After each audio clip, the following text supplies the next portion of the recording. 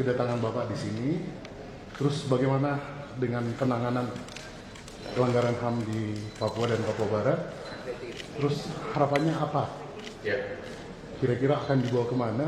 Mohon maaf, sampai saat ini seperti Paniai sudah dalam tahap persidangan di Makassar. Terus kasus-kasus lain bagaimana? Itu aja Pak.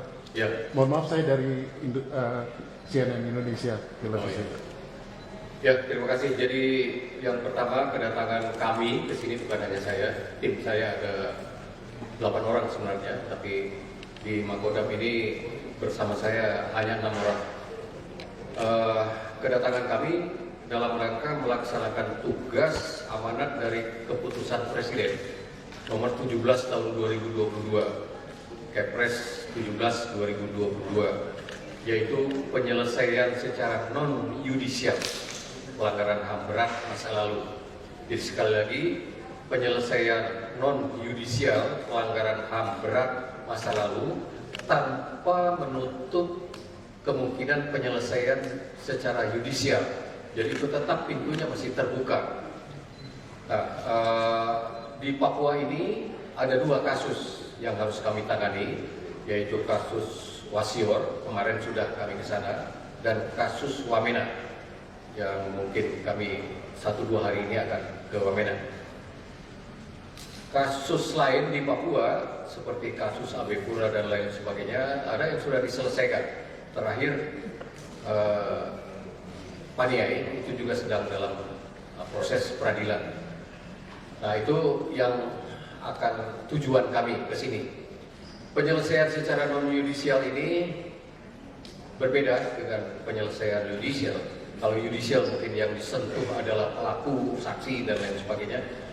Kami hanya menyentuh korban. Jadi harus melakukan yang pertama validasi, lalu verifikasi korban, dan kemudian menjaring apa aspirasi dari korban.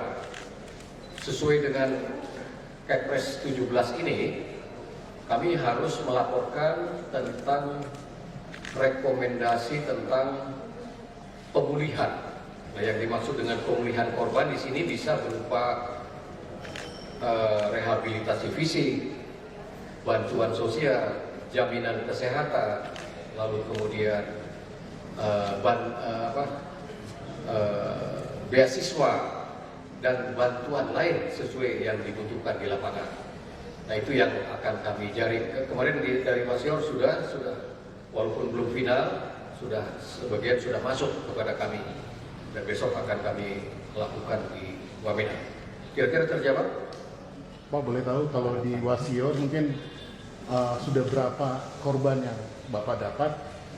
Tadi Bapak bilang mengatakan setengah. Kira-kira berapa? Terus untuk di Wamena nanti kira-kira berapa? Ya, kami bekerja tidak dari awal, tapi berdasarkan laporan pelanggaran HAM berat masa lalu yang terjadi di Wasior dan Wamena dari Komnas HAM. Jadi Komnas HAM sudah menerbitkan laporan. Nah, dalam laporan Komnas HAM itu di Wasior ada 9 orang meninggal.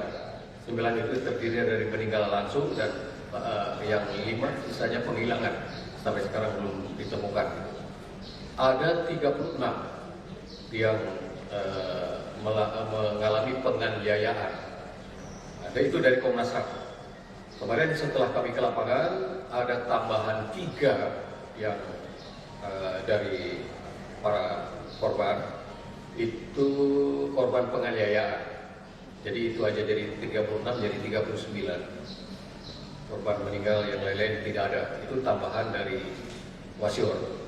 Saat ini masih kami verifikasi. Kami sudah membentuk tim di Wasior yang terdiri dari pemerintah daerah, TNI Polri, terus kemudian gereja dan lembaga adat untuk memverifikasi itu semua.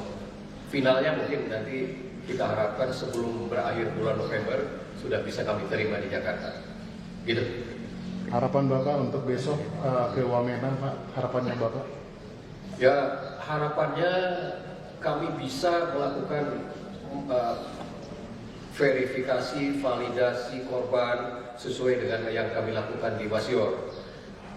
Itu bisa dapat bantuan baik dari korban maupun dari aparat setempat dan juga dari aktivis hak asasi manusia. Harapannya itu.